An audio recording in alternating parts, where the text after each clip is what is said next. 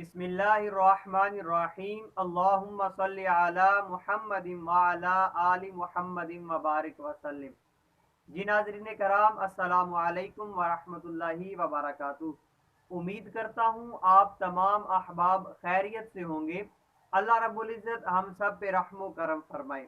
आज बात करते हैं रमज़ान के बाद शव्वालुल मुकर्रम के 6 रोज़ों की फजीलत के बारे में।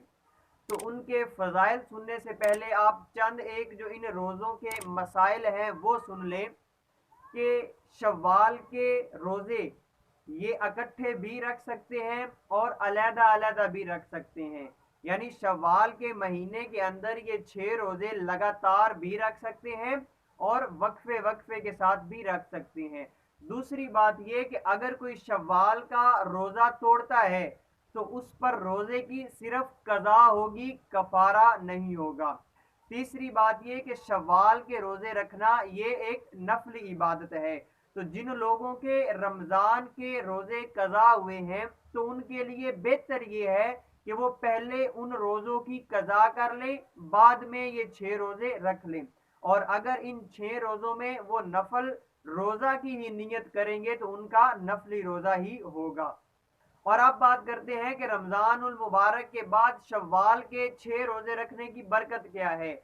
तो मुस्लिम शरीफ की हदीस मुबारक है कि जिसका मफ़हूम है रसूलुल्लाह अलैहिस्सलातु वस्सलाम ने फरमाया कि जिसने रमज़ान के बाद शव्वालुल मुकर्रम के 6 रोज़े रखे तो गोया उसने सारी ज़िंदगी रोज़े रखे। यानी ये 6 रोज़े रखना इसका इतना सवाब है जैसा कि उस शख्स ने सारी ज़िंदगी रोज़े रखे। और अब्दुल्ला बिन उमर से रवायत है, फरमाते हैं कि रसूलुल्लाह अलैहिस्सलातु वस्सलाम ने फरमाया कि जिसने रमज़ान के बाद 6 रोज़े रखे यानी शव्वाल के अंदर तो वो गुनाहों से ऐसे पाक हो जाएगा जैसा कि आज माँ के पेट से पैदा हुआ। यानी जिस तरह बच्चा पैदा होता है तो वो गुनाहों से पाक होता है, ऐसे ही अगर कोई रमज़ान के बाद शव्वालुल मुकर्रम के 6 रोज़े रखता है तो अल्लाह ताला उसको गुनाहों से ऐसे पाक फरमा देता है जैसे वो आज ही पैदा हुआ हो। तो कोशिश करें रमज़ानुल मुबारक के जिस तरह आपने भरपूर अंदाज के साथ रोज़े रखे हैं तो ये शव्वालुल मुकर्रम के 6 रोज़े भी रखें